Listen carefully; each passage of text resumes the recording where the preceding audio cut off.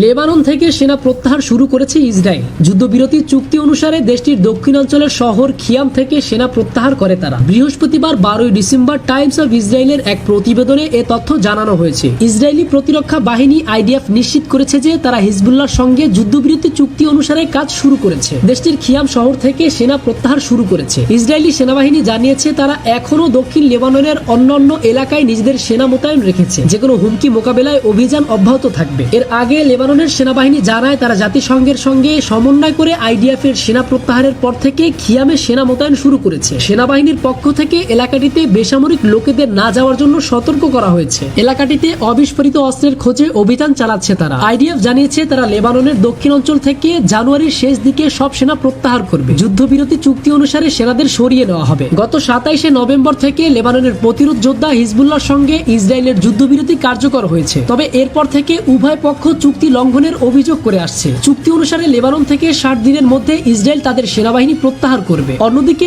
এ সময়ের মধ্যে জাতিসংঘ শান্তিরক্ষীদের পাশাপাশি দক্ষিণে লেবাননের সেনাবাহিনীকে মোতায়েন করতে হবে। হিজবুল্লাহ প্রধান হাসান নাসরুল্লাহকে হত্যায় লেবাননের বৈরুতে গত 27 সেপ্টেম্বর সন্ধ্যায় ইসরায়েল বোমা হামলা চালায়। সেখানে ব্যাপক বিস্ফোরণের ঘটনা ঘটে। অনেক আবাসিক ভবন ধসে পড়ে, মাটিতে বড় গর্ত সৃষ্টি হয়, আকাশ ধুলোবালি ও ধোঁয়ায় ভরে ওঠে। পুরো লেবানন থেকে ওই দৃশ্য দেখা যায়। এই হামলা হয় মাটির নিচে থাকা হিজবুল্লাহর বাংকার লক্ষ্য করে। এই হামলায় নিহত হন হিজবুল্লাহ নেতা হাসান নাসরুল্লাহ। ইসরায়েলের এক সপ্তাহ ধরে চালানো হামলায় 500 জনের বেশি মানুষ নিহত হওয়ার পর হাসান নাসরুল্লাহর মৃত্যুর খবর আসে। তারও এক সপ্তাহ আগে এই সশস্ত্র গোষ্ঠীকে লক্ষ্য করে পরপর অসংখ্য ওয়াকিটকি এবং পেজার বিস্ফোরণ ঘটানো হয়। এতে কমপক্ষে 32 জন নিহত এবং 3000 জনের বেশি মানুষ আহত হয়েছিল। সবশেষ গত 27 নভেম্বর থেকে দুপক্ষের মধ্যে যুদ্ধবিরতি কার্যকর হয়েছে।